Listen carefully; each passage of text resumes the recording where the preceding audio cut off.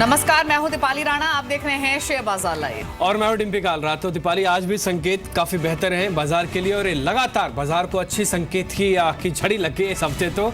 और कल तो आईएमडी ने बचाया था, आज शायद डिफेंस बाजार को चला सकता है। और एक और फैक्टर है डिम्पी, वो है विदेशी निवेशकों का रुझान। दो सेशन में कई सेशंस की, इनफैक्ट 10 अप्रैल के बाद से तो कांस्टेंट बिकवाली कर रहे थे।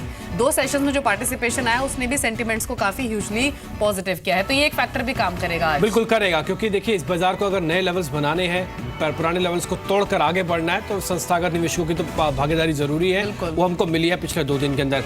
आज जिस संकेतों पर हमको पहले ध्यान रखना है, तो 2 बड़ी अहम खबरें होंगी। एक तो पहला डिफेंस और दूसरा बैंकिंग रिफॉर्म्स। इस चीज पे आपको ध्यान रखना है। लेकिन इस बीच एसजीएक्स निफ्टी आप देखिए, ये 30 अंकों की बढ़त के साथ अभी ट्रेड कर रहा है। ये अच्छी चीज है, ये बेहतर चीज है बाजार के लिए कि एक लेवल ब्रेक करने के बाद हम अगले दिन पलट नहीं रहे। It's a good sign for the market और ये आज हमको दिखेगा। फटाफट से आज का आउटलुक देख लेते हैं। बाजार 3-4 चीज़ जिन पे घूमेगा आज। पहला इंपॉर्टेंट चीज़ ग्लोबल संकेत है, ये हमारे लिए पॉजिटिव है, ये बेहतर बात है। दूसरी इंपॉर्टेंट बात कि अगर आप एफआईज और डीएस का कामकाज भी देखेंगे वो भी ठीक है। ग्लेनमार्क एसएल टेक के नतीजे आज होंगे जारी, इस पर आपको ध्यान रखना है।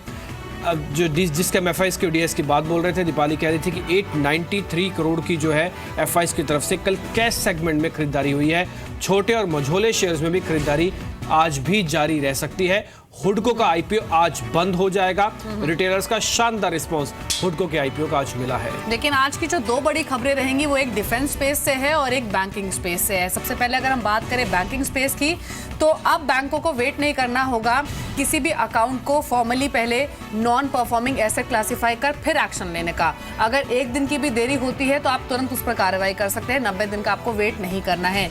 ये एक बड़ा स्टेप है, बड़ी डेवलपमेंट है पूरी ही बैंकिंग इंडस्ट्री के लिए, क्योंकि ये सभी जानते हैं कि एनपीए अब एक गले की फांस बना हुआ था जिसको निकालना बहुत जरूरी है। दूसरी बड़ी खबर जो है वो है डिफेंस स्पेस से, और हो सकता है डिम्पी आज के सेशन में जितने भी प्राइवेट कंपनियां हैं जो कि डिफेंस में कामकाज करती हैं उनके स्टॉक्स में एक वाइब्रेंसी दिखे, क्योंकि जिस तरह के इनिशिएटिव सरकार ले रही है, जो प्राइवेट कंपनीज को मेगा डिफेंस ऑर्डर्स देने की सरकार तैयारी कर रही है नई प्रोक्योरमेंट पॉलिसी के तहत, वो डेफिनेटली सेंटिमेंट्स को भी बूस्ट करेगा, अर्निंग्स को भी बूस्ट करेगा। ठीक है, इसमें 3-4 चीजें बड़ी ध्यान रखनी होंगी। पहला तो क्रिसिल एक की रेटिंग होनी चाहिए, 4000 करोड़ का टर्न का कामकाज होना चाहिए सालाना और 3 साल तक बना रहे।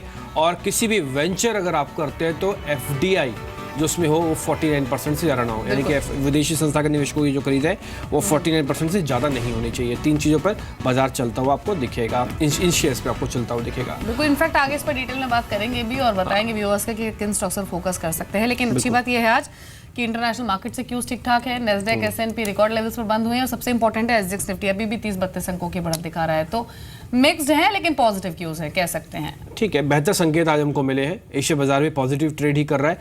आगे बढ़ते हैं, फटाफट से एक बार ये भी देख लेते हैं कि कुल मिला के कल संस्थागत निवेशकों की तरफ से, यानी कि एफआईज की तरफ से कल डेरिवेटिव सेगमेंट में क्या हुआ, उससे आपको दायरा पता लग जाएगा। कल दीपाली संस्थागत निवेशक जिसकी आप बात बोल रहे थे ना, आप देखिए कल एफआईज का कामकाज हम हर रोज नोट करते हैं। कल इंस्टीट्यूशनल की तरफ से 893 की तो कैश सेगमेंट में खरीदारी हुई है। डीएस की तरफ से थोड़ी बहुत बिकवाली थी, वो जरा मैटर भी नहीं करेगी हमारे लिए। अब आप देखिए एफ&ओ के अंदर एफआईज का कामकाज, एफआईज इन एफ&ओ, वहां पे ऑप्शंस के अंदर अब उतना कामकाज एक्टिव नहीं हुआ, अब 1000 करोड़ से कम है, लेकिन स्टॉक फ्यूचर्स के अंदर खरीदारी हुई है। इट्स अ गुड साइन कि स्टॉक्स कल आप देख रहे हैं ना कि 6 शेयर 7 शेयर चल रहे थे और उन्हें बाजार के अंदर एक नया लेवल क्रिएट करने की हेल्प की। ये वहीं से चल रहा है। आपको इंडेक्स मैनेज हो गया, स्टॉक स्पेसिफिक चुनाव हो गया, जो हम लगातार 3 दिन से आपके सामने बात भी रख रहे थे कि स्टॉक स्पेसिफिक होइएगा, ये ज़्यादा अहम है। एक बार ना निफ्टी का जल्दी से दायरा भी देख लेते हैं, उसके बाद हम ऑप्शंस और कई सारी चीज़ें भी डिस्कस करते हुए चलेंगे।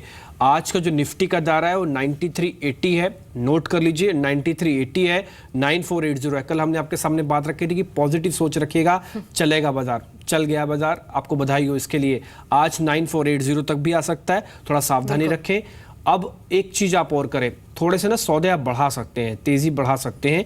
एक चीज आप बैंक निफ्टी का भी दायरा फटाफट से देख लीजिए, 22,780 से 23,000 के बीच में आज बैंक निफ्टी रहेगा। यानी कह सकते हैं कि कल की 90 पॉइंट्स की बढ़त के बाद एकाएक जो रेंज है इंडेक्स की वो 100 पॉइंट्स ऊपर शिफ्ट हो गई है। हाँ, कॉन्फिडेंस 100 पॉइंट का आ गया है। हाँ। आप ऐसे इसको ऐसे बोल लीजिए, अब 100 पॉइंट का कॉन्फिडेंस आ गया है। और इनफैक्ट टिम्पी कल का जो एफआईएस का पार्टिसिपेशन रहा है उसके ऊपर मैं कुछ रिसर्च नोट भी पढ़ रही थी, उसमें कई बातें इंटरेस्टिंग बातें कही गई थी। एक तो ये कि कल के सेशन की खास बात ये थी डेरिवेटिव फ्रंट पर कि हर एक पुट पर 10 कॉल्स में बाइंग हुई है एफआईएस की ओर से। ये सही कह रहे हैं आप।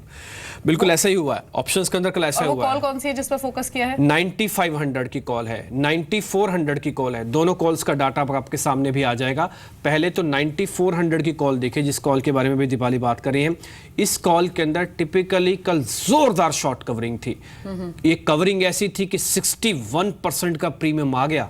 एक ही दिन के अंदर आपको 60% का प्रॉफिट हुआ इस कॉल के जरिए, अगर आपने इस कॉल को प्लस किया होगा। और हमने कल भी परसों भी आपको बताया था कि 9400 की कॉल प्लस करके रखिएगा, जब भी बाजार चलेगा तो इसके अंदर अच्छी कवरिंग आएगी। अब आपने दूसरा एक पॉइंट पूछा ना, एफआई 9500 की कॉल पे दिखाई है, यहाँ पे ताजा खरीदारी है।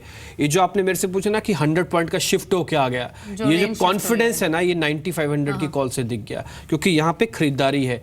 देखिए यहाँ पर भी अगर शॉर्ट कवरिंग आती है ना, तो मैं एक बार ये कहता कि 9500 में भी रुक जाइए, लेकिन एक कॉन्फिडेंस कॉल से हमको पता लगा कि 9500 की कॉल ये कहती है। यानी ये कह सकते हैं ओवरऑल जो भी ये डिस्कशन हुआ कि सेंटिमेंट्स कन्विक्शन पॉजिटिव हो गए हैं, और अब जो अगला बैरियर होगा इंडेक्स के लिए वो 9500 होगा, या फिर 9480 9500 के जोन में होगा। प्रॉफिट बुकिंग भी तो स्वाभाविक है ना बाजार के अंदर, वो जरूर देखेगी। एक और चीज मैं इसके अंदर बोल दूं, सिर्फ एक ही पॉइंट है, वो है कि अब बाजार 9200 नहीं तोड़ने वाला। आप लिख लीजिए इस एक्सपायरी पे, आप ये वर्ड रिकॉर्ड भी कर सकते हैं मेरा, 9200 इस बार बाजार इस एक्सपायरी में नहीं तोड़ेगा। ये 25 मई की डेरिवेटिव एक्सपायरी है, बिल्कुल क्लियर लग रहा है। कोई बड़ी घटना हो जाए तो अलग बात है, जा सकता है। 9500 तक जाने की प्रोबेबिलिटी दिख रही है जी। तो चलिए, ये तो इंडेक्स पर भी हुआ, लेकिन निफ्टी बैंक पर भी ध्यान रखिए, क्योंकि कल दिन पे रिकॉर्ड लेवल्स पर सेंसेक्स निफ्टी ट्रेड कर रहे थे, लेकिन निफ्टी बैंक अपने ऑल टाइम हाई से 120 पॉइंट्स नीचे क्लोज हुआ। और अगर आज वो पार्टिसिपेशन आ गया तो डेफिनेटली एक अच्छी डेवलपमेंट होगी। तो निफ्टी बैंक पर भी ध्यान दे सकते हैं आज के सेशन में। अर्निंग्स के लिहाज से भी आज का दिन काफी अहम है, क्योंकि हीरो मोटोकॉर्प, सीमेंस, इनके नंबर्स बाजार बंद होने के बाद आए हैं, इन पर तो ध्यान रहेगा ही। आज के सत्र में मिक्स्ड अर्निंग्स आए हैं इन दोनों ही कंपनियों के, स्पेशली सीमेंस। ऑर्डर इनफ्लोज में काफी अच्छा ग्रोथ दिखी है। आज 5 कंपनियों के नंबर्स आने भी हैं, जिनमें आपको हेवल्स पर ध्यान देना है।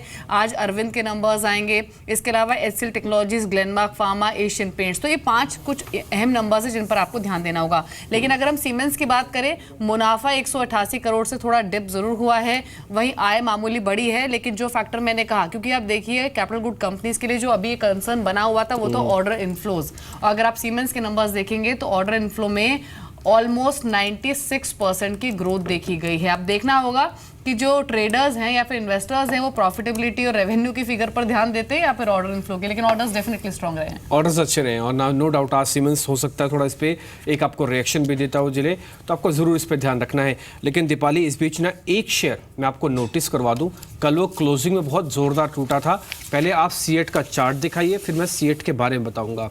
सीएट कल एकाएक 3.5% जो गिरावट आई थी, आज का भी फ्लेवर है। उसके 2 बड़ी वजह, पहला तो उसमें आर्बिट्रेशन दिख रही है, कैश और वायदा में फ़र्क है। हमने एक प्लेट बनाई हुई है जिसमें कैश और वायदा में आपको फ़र्क दिखेगा। स्पॉट का प्राइस 1642 और फ्यूचर का प्राइस 1500-1600 के नीचे है। ये टिपिकली कई दिनों से नोटिस हो रहा है। आज इसलिए ज़्यादा इंपॉर्टेंट हो गया क्योंकि अब आपके हाथ बंध गए। हाथ कैसे बंधे? आप ये कर्व में आ गया, सीएट ऑफ फ्यूचर्स कर्व में आ चुका है। ये जो डिफरेंस कई दिन से दिख रहा था, ये नोटिस तो हो रहा था, हमने भी आपको 2-3 बार बताया, लेकिन आज बड़ा इंपॉर्टेंट होगा जानना कि अब फ्यूचर्स तो कर्व में आ गए हैं, कैश और वायदा में फर्क है, अब कामकाज कैसे होगा इसमें। ये आज का एक पॉइंट टू बी नोटेड होगा कि सीएट को लेकर आज कैसे हमको ट्रेड करना मार्केट के अंदर, ये बहुत अहम हो जाएगा। बिल्कुल। सीएट के अलावा एक और स्टॉक में कहूंगी कि ध्यान दे सकते हैं, वो है अदानी एंटरप्राइजेस का।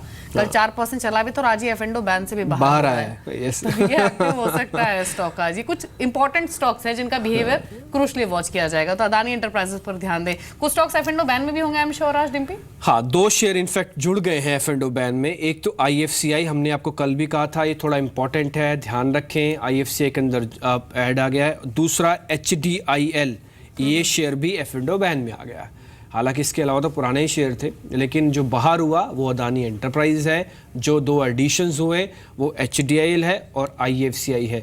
ये शेयर्स मार्केट बैन के अंदर आए हैं। उम्मीद करते हैं कि यहाँ पे कहीं ना कहीं मजबूती आएगी। तो ये स्टॉक्स जो आपकी स्क्रीन पर हैं आज एफ&ओ बैन में है, लेकिन जैसे डिम्पी ने भी कहा, सीएट पर ध्यान दें, अदानी एंटरप्राइजेस पर ध्यान दें, सीमेंस पर ध्यान दें। आज जो अर्निंग्स आने हैं उसमें 2 अर्निंग्स इंपॉर्टेंट है, जिनमें ग्लेनमार्क फार्मा है और एचसीएल टेक्नोलॉजीज है। ये नंबर्स कैसे रह सकते हैं क्विकली जान लेते हैं। हमारे साथ अंचल मौजूद है न्यूज रूम से। बताइए अंचल, एचसीएल टेक और ग्लेनमार्क फार्मा, क्या कह सकते हैं कि डिसेंट अर्निंग्स दोनों कंपनियां दिखा सकती हैं?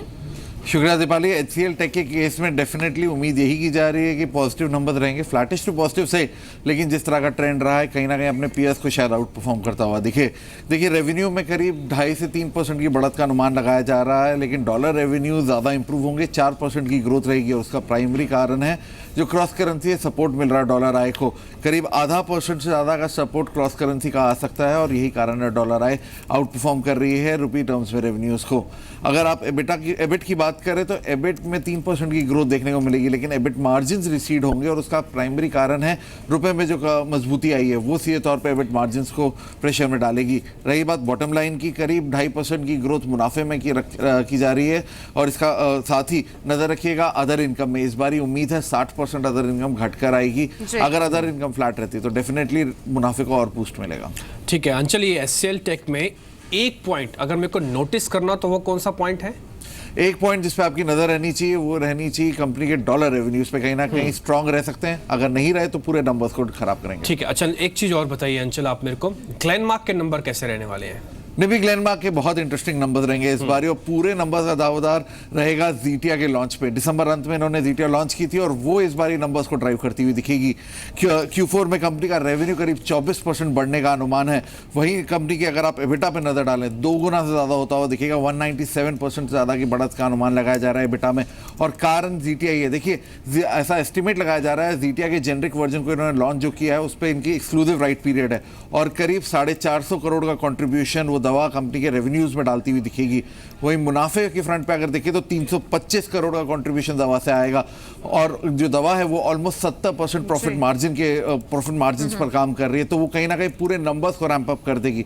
यही कारण है कंपनी का एबिटा मार्जिन 13.3% से बढ़ के इस बार 32% पोस्ट हो सकता है और वहीं बॉटम लाइन की अगर बात करें 238% की ग्रोथ है। लेकिन ये जो सपोर्ट है जीटिया का ये सिर्फ Q4 तक नहीं रहेगा, ये Q1 में भी स्लिप ओवर आता हुआ दिखेगा।